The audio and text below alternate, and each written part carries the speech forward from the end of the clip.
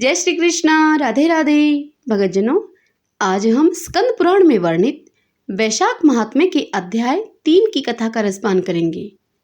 आज की इस कथा में हम वैशाख मास में छत्रदान से हेमकांत का उद्धार, इस कथा का श्रवण करेंगे। तो आइए सर्वप्रथम भगवान का सुमरण करते हुए सब बोलिए विष्णु भगवान की जय। ओम नमो भगवते वासुदेवाय। ओम माधवाय नमो नमः। आइए अब कथा सुनते हैं। नारद जी कहते हैं, एक समय विदेहराज जनक के घर दोपहर के समय श्रुतदेव नाम से विख्यात एक श्रेष्ठ मुनि पधारे, जो वेदों के ज्ञाता थे। उन्हें देखकर राजा बड़े उल्लास के साथ उठकर खड़े हो गए और मधुपर्क आदि सामग्रियों से उनकी विधि पूर्वक पूजा करके राजा ने उनके चरणों तक को अपने मस्तक पर धारण किया।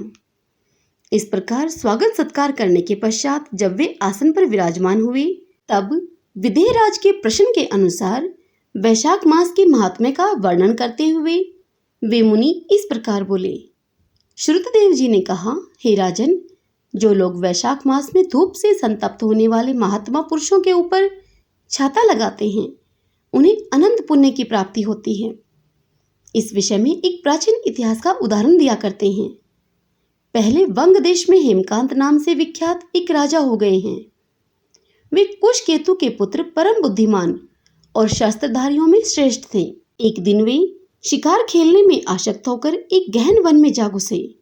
वहां अनेक प्रकार के मृग और वराह आदि जंतुओं को मारकर जब वे बहुत अधिक थक गए, तब दोपहर के समय मुनियों के आश्रम में आए। उस समय आश्रम पर उत्तम व्रत का पालन करने वाले शतर्ची नाम वाले ऋषि समाधि लगाए हुए बैठे थे।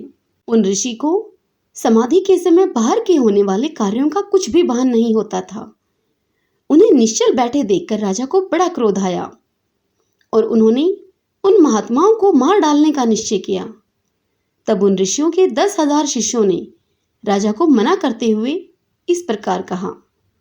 उन शिष्यों ने कहा, ओ खोटी बुद्धि वाले नरेश, हमारे गुरु लोग इस समय समाधि में स्थित हैं। बाहर कहाँ क्या हो रहा है ये इनको नहीं जानते, इसलिए इन पर तुम्हें क्रोध नहीं करना चाहिए। तब राजा ने क्रोध से विह्वल होकर शिष्यों से कहा, हे द्विज कुमारों, मैं मार्ग से थका मांदा यहाँ पर आया हूँ, अतः तुम्ही लोग मेरा आतिथ्य करो। राजा के ऐसा कहने पर वे शिष्य बोले, हम लोग भिक्षा मांगकर खाने वाले हैं। गुरुजनों ने हमें किसी के आतिथ्य के लिए आज्ञा नहीं दी है। हम सर्वथा गुरु के ही अधीन हैं, अतः हम तुम्हारा आतिथ्य भला कैसे कर सकते हैं। शिष्यों का यह कोरा उत्तर पाकर राजा ने उन्हें मारने के लिए धनुष उठाया और राजा ने इस प्रकार कहा, मैंने हिंसक जीवों और लुटेरों के भय से, जिनकी अनेकों बार ही रक्षा की है, जो मेरे द्वारा दिए हुए दान पर ही पलते हैं, वे आज मुझे ही सिखलाने चले हैं। ये मुझे नहीं जानते, ये सभी कृतघ्न और बड़े अभिमानी हैं। इन आतताइयों को मार डालने पर भी मुझे कोई दोष नहीं लगेगा। ऐसा कहकर वह राजा कुपित होकर धनुष से बाण छोड़ने लगा। अब बेचारे सभी शिष्य आश्रम छोड़कर भय से भाग चले। भागने पर भी हेमकांत ने उनका पीछा किया और 300 शिष्यों को मार गिराया। शिष्यों के भाग जाने पर आश्रम पर जो कुछ सामग्री बची थी, उसे राजा के पाप आत्मा सैनिकों ने लूट लिया। राजा के अनुमोदन से ही उन्होंने वहां इच्छा अनुसार भोजन किया। तत्पश्चात दिन बीतते बीतते राजा सेना के साथ अपनी पुरी में वापस आ गए। राजा कुशकेतु ने जब अपने ही पुत्र का यह अन्यायपूर्ण कार्य सुना, तब उसे राज्य करने के अयोग्य जानकर राजा कुशकेतु ने उसकी निंदा करते हुए उसे देश निकाला दे दिया। पिता के त्याग देने पर हेमकांत घने जंगलों में चला गया। वहां उसने बहुत वर्षों तक निवास किया। ब्रह्म हत्या उसका सदा पीछा करती रहती थी, इसलिए वह कहीं भी स्थिरता पूर्वक रह नहीं पाता था। इस प्रकार उस दुष्ट आत्मा के 28 वर्ष व्यतीत हो गए। एक दिन वैशाख मास में जब दोपहर का समय हो रहा था, महामुनि तीर्थ यात्रा के प्रसंग से उस वन में आए। वे धूप से अत्यंत संतप्त और तृषा से बहुत पीड़ित थे, इसलिए किसी वृक्षहीन प्रदेश में वह मूर्छित होकर गिर पड़े। देवी योग से हेमकांत उधर आ निकला। उसने मुनि को प्यास से पीड़ित, मूर्छित और थका मांदा देखकर उन पर बड़ी दया की। उसने पलाश के पत्तों से छत्र बनाकर उनके ऊपर आती हुई धूप का निवारण किया। वह स्वयं मुनि के मस्तक पर छाता लगाए हुए खड़ा रहा और तुम्बे में रखा हुआ जल उनके मुंह में डाला। इस उपचार से मुनि को चेत हो आया और उन्होंने क्षत्रिय के दिए हुए पत्ते के छाते को लेकर अपनी व्याकुलता दूर की। उनकी इंद्रियों में कुछ शक्ति आई और वे धीरे धीरे किसी गांव में पहुंच गए। उस पुण्य के प्रभाव से हेमकांत की 300 ब्रह्म हत्याएं नष्ट हो गई। इसी समय यमराज के दूत हेमकांत को लेने के लिए वन में आ पहुंचे। उन्होंने उसके प्राण लेने के लिए संघर्णी रोग पैदा किया। उस समय प्राण छूटने की पीड़ा से छटपटाते हुए हेमकांत ने 3 अत्यंत भयंकर यमदूतों को देखा, जिनके बाल ऊपर की ओर उठे हुए थे।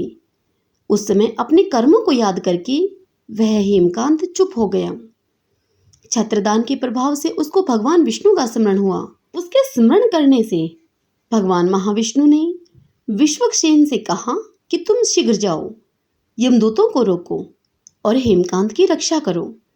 अब वह निष्पाप एवं मेरा भक्त हो गया है।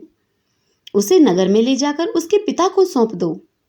साथ ही मेरे कहने से कुशकेतु को यह समझाओ कि तुम्हारे पुत्र ने अपराधी होने पर भी वैशाख मास में छत्रदान करके एक मुनि की रक्षा की है, अतः वह पाप रहित हो गया है। अब इस पुण्य के प्रभाव से वह मन और इंद्रियों को अपने वश में रखने वाला, दीर्घायु, शूरता और उदारता आदि गुणों से युक्त तथा तुम्हारे समान गुणवान हो गया है। इसलिए अपने इस महाबली पुत्र को तुम राज्य का भार संभालने के लिए नियुक्त करो। भगवान विष्णु ने तुम्हें ऐसे ही आज्ञा दी है। इस प्रकार राजा को आदेश देकर हेमकांत को उनके अधीन करके तुम वापस लौट आओ।